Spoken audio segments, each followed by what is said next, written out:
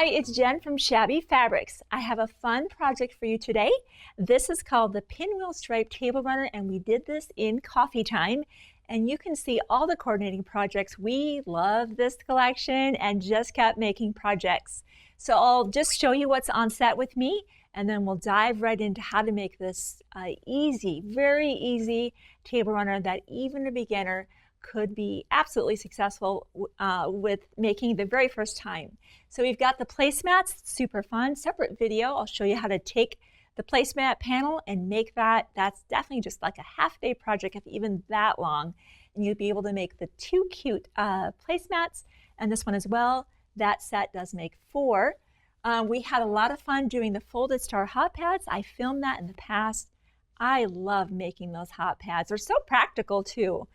Don't be afraid to use those. You can throw those right in the washing machine, the dryer, and use them. And you're going to want to make more and more, and they're a great gift to give as well. Maybe somebody with a new house would love to receive that. Over on my, I guess that'd be my right side, we have the hanging towels. I couldn't stop with one. We did 3. Again, so nice for the kitchen. And it's just you can use them. And they just look adorable displayed, kind of hanging off the handle of the stove. We also have some double-sided, they're reversible, the napkins that coordinate, so you can complete the look. It's got the darling theme with all the coffee words and then the cute polka dot. So we love to be able to complete the look so that when you do choose a collection, you can just from room to room complete the look. And like I said, we had a lot of fun. So what's with this Pinwheel Stripe Table Runner? Super easy. Go ahead and grab the download. It's 2 pages. It's free, of course, for the free download. On the very bottom of the Shabby Fabrics homepage, just click free downloads there, and you'll be able to download the Pinwheel Stripe Table Runner. Keep in mind, while we do have kits for all of these things, the project I'm teaching you today would work well with really any border stripe fabric you might have. So just know that we're doing that in coffee time, but you might be able to take that to another collection you maybe have at home, or maybe there's another collection that we have to offer with a nice, beautiful border stripe that you are inspired and you want to translate this project into.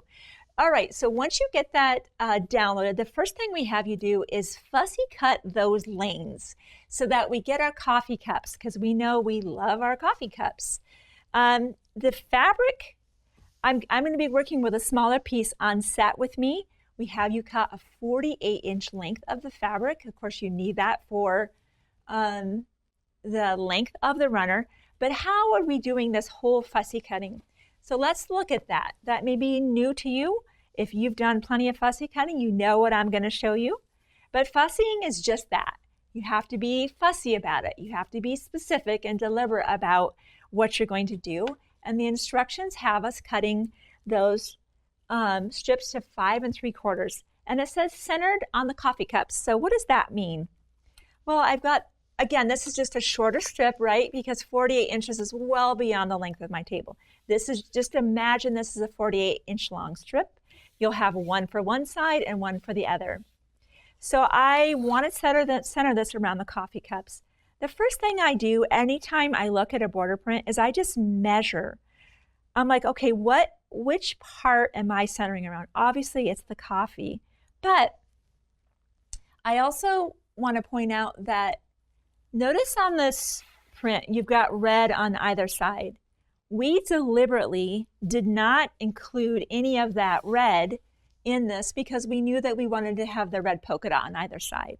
So for that reason, you don't want to go really 1/4 of an inch or deeper into the red, or you're going to see that. So that's the first thing when you analyze a fabric is, all right, this is my 1/4 inch line. You can see that from the overhead camera. If I am exactly on that right there and I make this cut, what that means is when you start to sew this stripe, this strip, I should say, of the polka dot fabric, let's say you're just inside of that 1/4 inch. You might potentially see some of that red. For that reason, I would move my ruler fractionally over to give myself just a little bit more of the breathing room and not risk that. So if I start here and I know I'm going to be 5 3/4, which is this white dashed line. This is the fussy that we're talking about. It's saying, where should my ruler be to give me the 5 3/4 inch strip? And I'm not getting any of the red, right? So let's look at that. We came just inside. We were over here, right? Riding right along there. Well, if we make that cut and I sew exactly on the line, no problem. But if I sew just a little scant, I'm going to see some of that red, and I don't want to take that risk. So I'm going to scoot over just a touch. So what does that do for me over on this side? That white dashed line is my 5 3/4. And I feel like I'm really very balanced. I might scoot over just a touch more. I feel like I'm there. Let's go ahead and make that cut. Hold steady there. Now, I want to now measure 5 3/4. I would not move my ruler over here, right? Because I don't have any guidance right now. You really have to move your strip right now. And now on my ruler, I'm measuring 5 3/4. So let's do that real quick.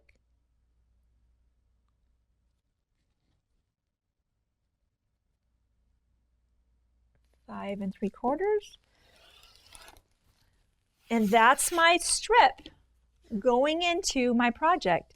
And we both know, we all know, that if I'm a true 1/4 inch, that red will be caught in my seam allowance and I'll be fine.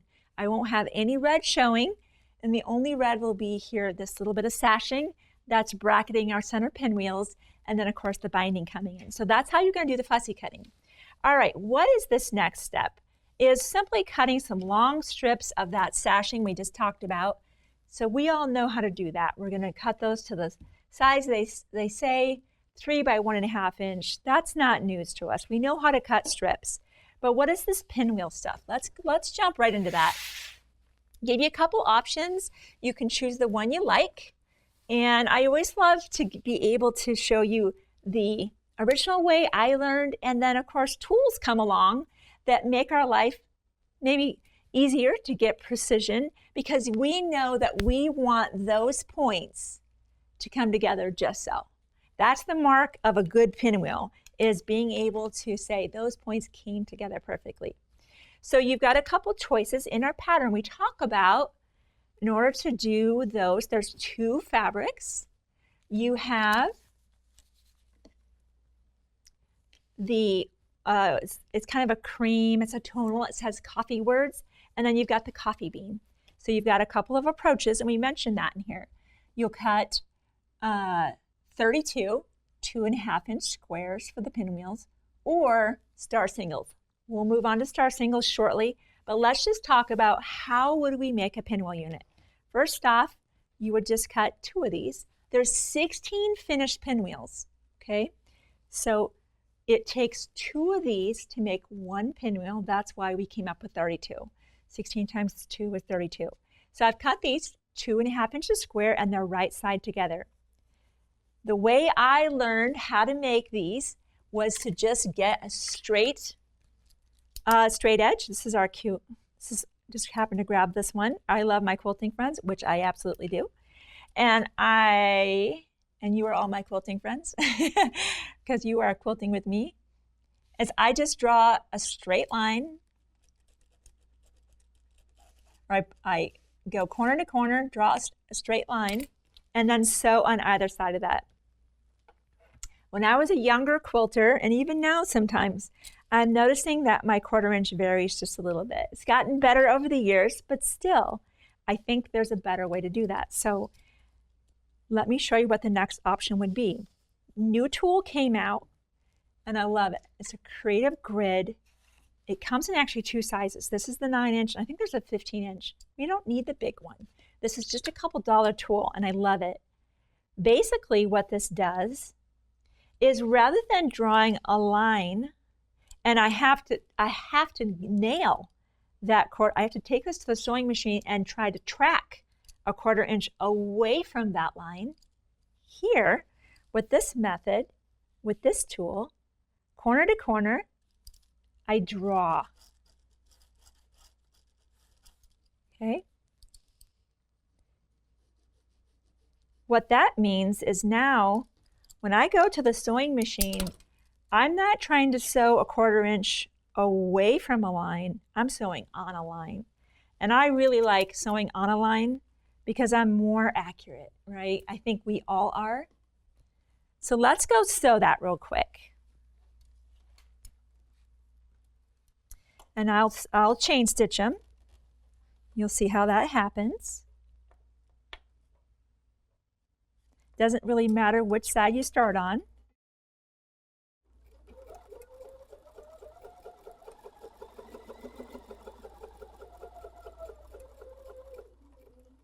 I'll just get the next one coming right in.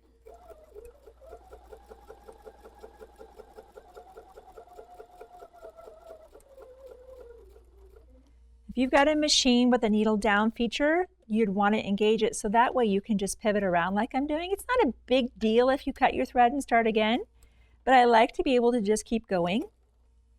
And now we'll come back down this side.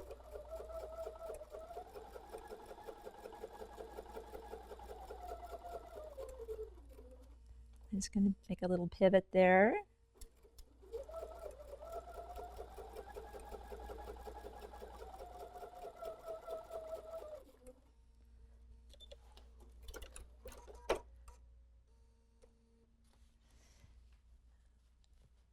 You know, anytime I get a chance to sew on a line versus have to have a exact 1/4 inch away from something, I find I'm more relaxed. I don't know if I'm the only one because, hey, I can sew on a line and carry on a conversation, but not always true sometimes when I'm trying to just nail that. All right, now what do? I'll grab another straight edge, that same straight edge, and we'll just cut corner to corner. And we'll get our iron heating up for us here because we know that's coming real quick.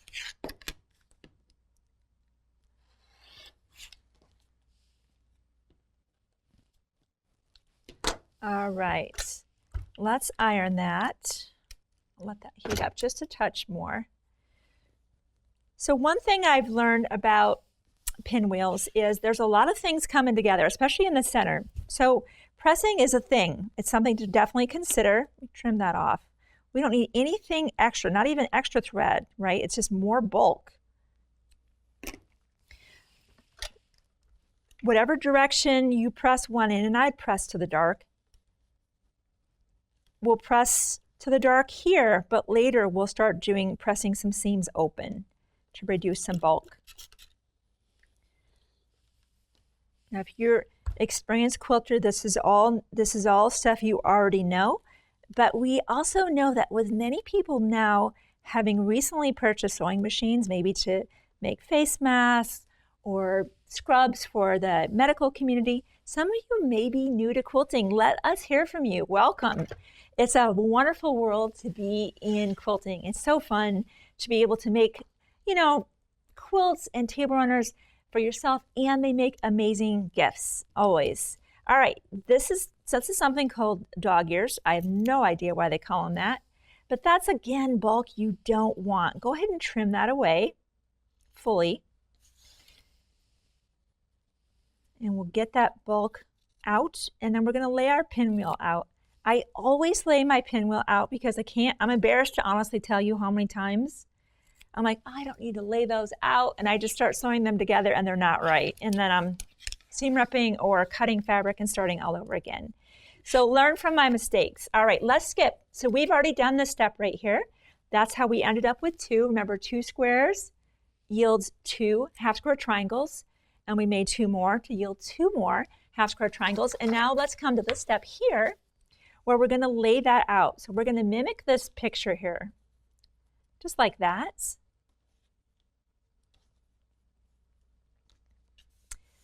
Now I've had you cut 2.5 inch squares, and you're going to see shortly that I had you make the pinwheel just a little bit bigger than it needs to be so we can square it up and make it perfect. So we'll get to that step. I'm a little ahead of myself, but you will soon see that once this whole thing comes together, it'll be just a little bit bigger than that 3.5 inches. And that's why we said important square each pinwheel block up to 3.5. But let's get to that point first. So as you can see, we've laid it out. It looks like the photo. Step 1 has been accomplished with that. We're going to get our pins handy. Now we'll go right sides together and right sides together. As you can see, we have nesting seams. Do you see how this seam on top is this way and this is this way? Beautiful. And I can feel them lock in with my fingers. That's what you want. And we're going to put a pin right along here to lock that in. And we're going to put that over there and the way that it's going to be sewn. Now let's look at this. We know that's the center of our pinwheel. I'm not going to start here. I don't want to start here. This is the point that really matters the most to me. I'm going to turn that over and start sewing from here.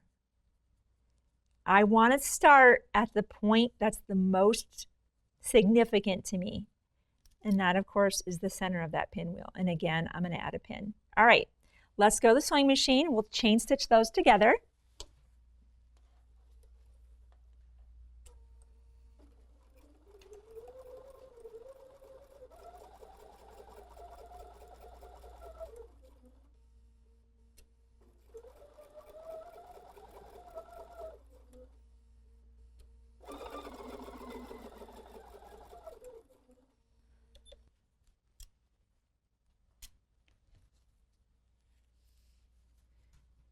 So let's see how we are doing so far. Let's have a quick look. Let's make sure our iron is good and hot. I've got my wool pressing mat. I used to use a wool pressing mat only when I was doing wool projects. I just love now, I use it for everything, here and at home, because I feel like there's something about, it's firm, but yet it gives enough that, I don't know, my seams just lay flatter. In this instance, remember how before we pressed to the dark side? Right now, as you can see, if I pressed one way or the other, that's a lot of bulk. Now we will open our seam.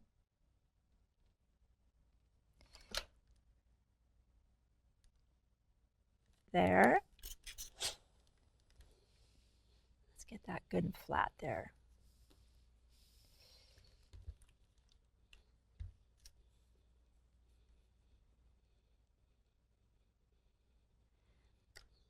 Same with this, good and flat. And I want to point out something. You can see where that point comes together. That is your 1/4 inch seam allowance. When you sew these two halves together, that's what you're going for. So let's look at that. Let's go back to our site picture. Keep going back to that, because do you see how this would be easy to do? And that's cute, but it's not what we're going for today, right? So keep going back. I have definitely sewn plenty of those together like that, and I've gotten a little wiser as time's passed. So let's go right side together. Now here, we don't have nesting seams. We have to be very careful.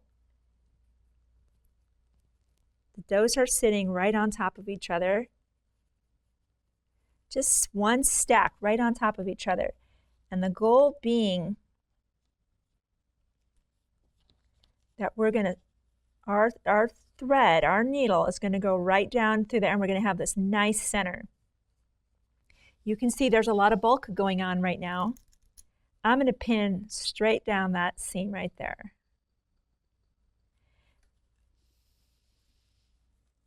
Okay. All right, let's take this to the sewing machine. You can see why it's very important to be able to square up later, right? Very important.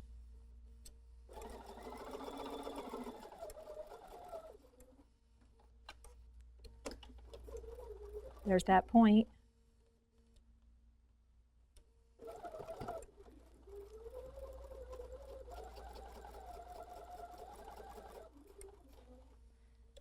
So how you judge a pinwheel is how well does it come together in the center. And I'm happy with that pinwheel. If you're not, you can either seam rip and just something may have shifted. That's That happens sometimes. And we'll go ahead and press that open. A lot of bulk here. You can see pressing is important. Now, I mentioned that I had you make the pinwheel just a little bit bigger. The technical measurement would have been a 2 3/8. A, hard to find on the ruler. B, you have nothing to square up. I love being able to square up a block whenever I piece it this way. So let's go ahead and look at that option. Now, I love my spinning mat because I don't have to move this. Once it's on my mat, let me grab my 3.5-inch square up ruler here. All right, so this is a 3.5-inch Creative Grid square up ruler. That diagonal line is really significant. It helps me lay that line right along really either of those diagonal seams. And it's got a bullseye in the middle. So naturally, I'm lining up here, but you can imagine this can twist. So I've got 2 ways to line up. I've got the bullseye, and I have that line along there. So we'll start, hold steady, and move this out of the way for just a second. I don't want to disturb my project right now.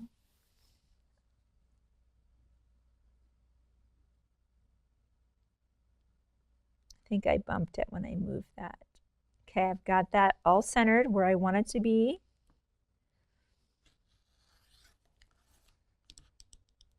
You're trimming just a touch away, right? It's not a lot. I keep bumping it. Okay, that's all right, but we're able to line up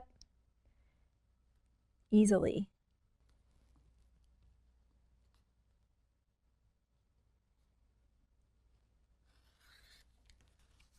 And one more turn. Part of what makes this challenging is all the seams. There's kind of a little bit of a rocking, right? You got a lot of seams underneath there. Even when you're pressing them open, there's still a lot going on. So you want to definitely hold the ruler nice and steady as you make your cut. Now what I love about that, it's squared up. That is so key. If you've done any piecing at all, you know how squaring up a block before you sew a string of them together is key. It's really an important element. Now, there's another product. That's option 1. I made another one of these. You would simply sew them all together.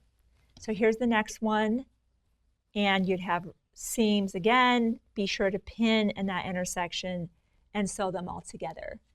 You would sew your pinwheel units together, sew your sashing on either side, sew your borders on either side.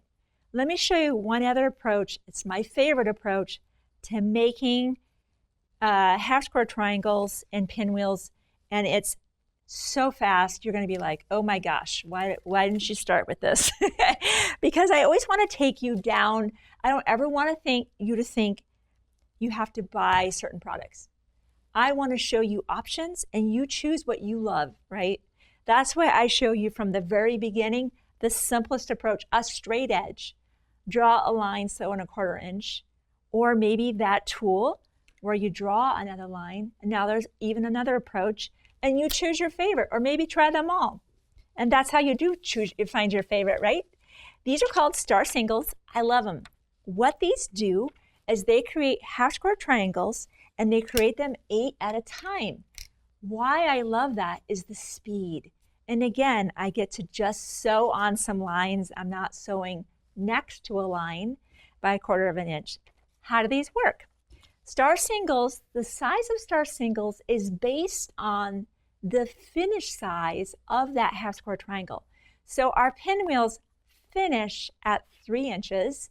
So the upper half, this portion is 1.5, 1.5, 1.5, 1.5. So you would be buying 1.5 inch star singles. So if you're thinking about using star singles maybe for another project altogether, because they come in different sizes, just know that you will be looking for and selecting the star singles that are for the finished size of your project.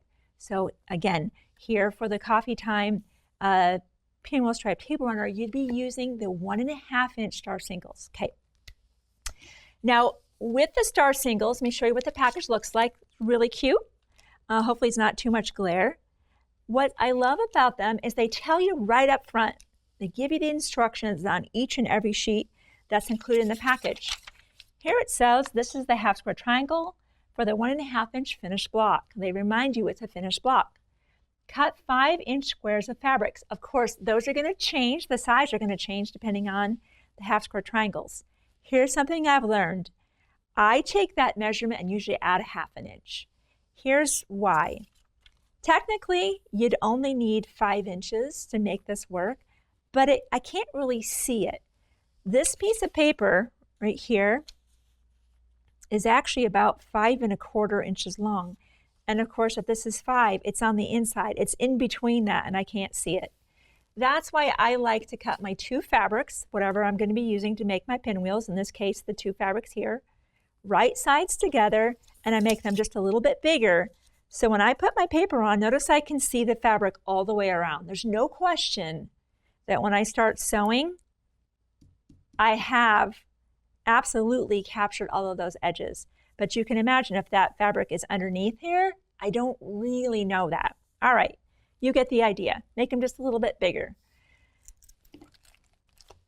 You would simply place this on here and just pin. You don't want this to shift at all. Grab my patchwork pins. Now it's okay to go ahead and put your pin inside the solid line. It's okay to let that touch that. But keep those pins away from the dash lines because that's where you're sewing. All right, let's look at this real quick. You've got 1, I'm not sure which direction the overhead, 1, so you're just gonna start here. 1, and you come to that circle, stop with needle down, pivot, and go the other direction. And then you'd come back here, here, all the way around and sew completely off. Now I've done one ahead of time because I was trying to save time, but I have a feeling you're going to want to see this. So I am going to sew another one with you on camera. I don't want to skip any steps. If you already know what I'm going to do, just zoom ahead. But the other thing I'd recommend, because you're going to tear this paper away, reduce your stitch length. Very short, maybe even half your normal stitch length. It helps to perforate the paper, and when you remove the paper, it helps, there's just more stitches in there and it helps stabilize everything. And I'm just going to start sewing on there and pivot.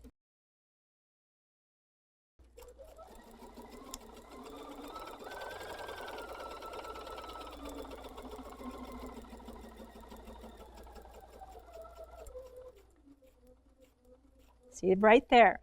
I'm right there, and now I lift and I pivot. I continue down to here, pivot, all the way around.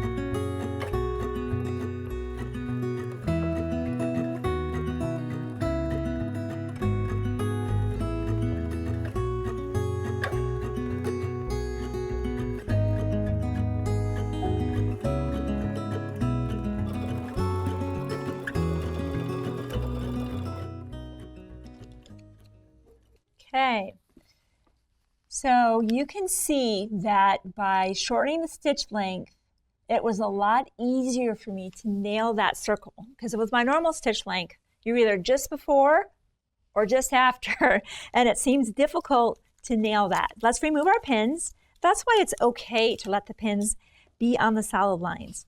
Now is when we're going to cut it apart. Any solid line you see, you will cut there. So let's grab our ruler here.